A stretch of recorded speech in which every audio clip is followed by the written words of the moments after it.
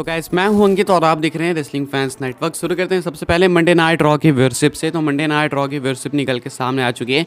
एक average episode था मेरे हिसाब से। आपको कैसा लगा आप लोग कमेंट करके बता सकते हो। पहले लास्ट वीक की व्यूअरशिप आपको बतानी पड़ेगी। तो जो लास्ट वीक के नंबर्स थे वो थे 1.7 कुछ मिलियंस, मतलब ठीक ठाक से नंबर्स थे। मंडे नाइट रॉ से क्या ही एक्सपेक्ट करेंगे, मैक्सिमम जाएगी तो 1.9 मिलियन, 2 मिलियन तो पता नहीं कितने टाइम से नहीं गए। तो 1.7 कुछ 4 मिलियंस ऐसे करके थे लास्ट वीक के नंबर्स। इस वीक के नंबर्स नीचे आ चुके हैं, अच्छे खासे नीचे आ गए हैं, 1.4 टच कर जाते हैं। नंबर्स इस वीक के कुछ हैं 1.59 करके, तो मतलब अप्रॉक्स 1.6 मिलियन कह सकते हो। 1.5 मिलियन से ऊपर है, 1.6 मिलियन से नीचे है। तो इस वीक भी मंडे नाइट रॉ वही अपनी रेटिंग्स मेंटेन करते हुए, लेकिन इस बार थोड़ी ज़्यादा गिर गई नीचे। मुझे लग रहा है अभी मुश्किल से 2 साल और बीतेंगे एंड मंडे नाइट रॉ की व्यूअरशिप थोड़ी NXT वाली हो जाएगी। अब ऐसा नहीं है कि WWE की ग्रोथ रुक रही है, इट्स जस्ट कि लोग टीवी देखना कम कर रहे हैं एंड इस वजह से जो व्यूअरशिप है वो कम आ रही है। तो इस वीक व्यूअरशिप पिछले वीक से और कम हो चुकी है। अब आपके हिसाब से क्या ये एपिसोड के हिसाब से वर्थ इट है, या फिर और ज़्यादा आनी चाहिए थी, या फिर और कम आनी चाहिए थी? चाहो तो आप लोग कमेंट करके बता सकते हो। आगे बढ़ते हैं, बात करते हैं हम लोग अपनी अगली स्टोरी के बारे में, जो कि रिलेटेड है जॉन सीना से।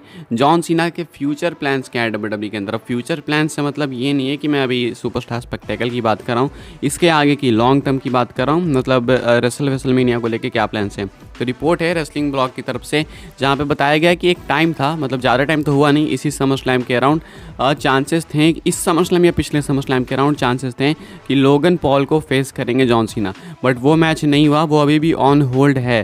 तो अभी WWE बैक स्टेज ऐसा डिस्कस कर रही है कि रॉयल रंबल के अराउंड अगर जॉन सीना रेडी हो एंड रेसलमेनिया 40 में अगर वो कम्पीट कर रहे हैं, तो देन लोगन पॉल उनके अपोनेंट हो सकते हैं रेसलमेनिया 40 के अंदर, जिसकी बिल्ड प्रोबेबली रॉयल रंबल 40 में, मैं 40 कह रहा हूँ, रॉयल रंबल 2024 में चालू होगी। तो ये हो सकता है जॉन सीना रॉयल रंबल में आएंगे, उसके बाद उसकी बिल्ड होगी, सीड्स प्लांट किए जाएंगे John Cena versus Logan Paul के लिए, एंड जो फाइनल मैच है वो आपको जाके रेसलमेनिया के अंदर देखने को मिलेगा। तो इसके चांसेस बताए जा रहे हैं लॉन्ग टर्म में जॉन सीना के लिए ये प्लान्स हो सकते हैं। अगर WWE एक्चुअली में उनको बुक करना चाह रही है रेसलमेनिया 40 के अंदर, तो एक और ऑप्शन है, वो है गंथर वर्सेस जॉन सीना का। बट क्या वो सही में होगा या फिर नहीं, उसमें ज़्यादा श्योरिटी नहीं है, लेकिन लोगन पॉल थोड़े से ज़्यादा बिलीवेबल अपोनेंट लग रहे हैं अभी के हिसाब से कि हाँ ये हो सकते हैं। अगली स्टोरी कवर करते हैं, जो कि अपनी जुड़ी हुई है फिलहाल सेथ रॉलिंस को लेकर, एंड सेथ रॉलिंस के फैंस शायद से डिसअपॉइंट हो जाएंगे इस चीज़ को सुन के, क्योंकि काफ़ी जल्दी सेथ रॉलिंस अपनी ये टाइटल हारने वाले।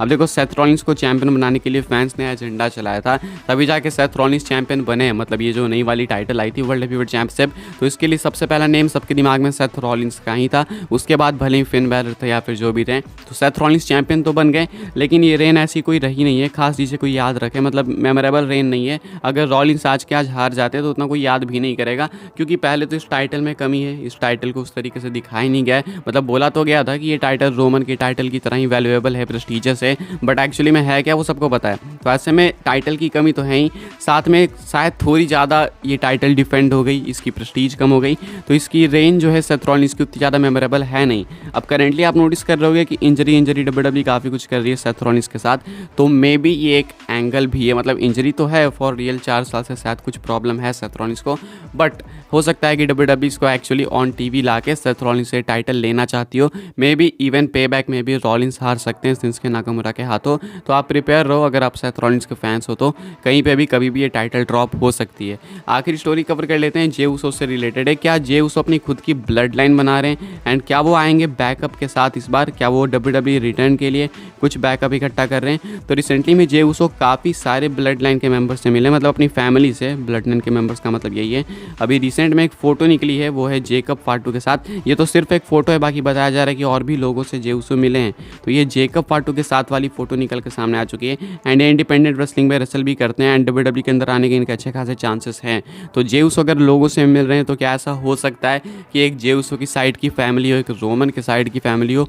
अगर ये चीज़ होती है भाई, तो इससे बेटर कुछ नहीं हो सकता है। मेरे हिसाब से इंटरेस्ट बहुत ज़्यादा बढ़ जाएगा। ये एक्चुअली में होना चाहिए। आपके थॉट्स क्या कमेंट करके बताना। जस्ट इमेजिन कि जे उसो लेके आ रहे हैं 3-4 मेंबर्स ब्लड लाइन के, वो उनके बैकअप में वो भी उनके फैमिली के मेंबर्स हैं, एंड इधर रोमन रेंस, सोलो उसी को हुआ। एंड मान के चलो जिमी ऊसो भी रोमन की साइड में रख लेते हैं उस टाइम के लिए। तो ये चीज़ अगर होती है तो कितनी इंटरेस्टिंग होगी एंड कितनी हाइप बिल्ड करने वाली होगी स्टोरी के लिए, आप सब समझ सकते हो। ये होनी चाहिए एक्चुअली में चीज़। लेकिन हाँ, फिलहाल बॉटम लाइन यही है कि जे ऊसो मिले हैं जेकब कार्टर एंड बाकी के ब्लड लाइन मेंबर्स से। इस वीडियो के लिए बस ये अपडेट से लाइक शेयर सब्सक्राइब करना, फॉलो करना मुझे Instagram Twitter and Instagram threads पे। मिलते हैं अपने नेक्स्ट और फिर काफ़ी इंटरेस्टिंग वीडियो में।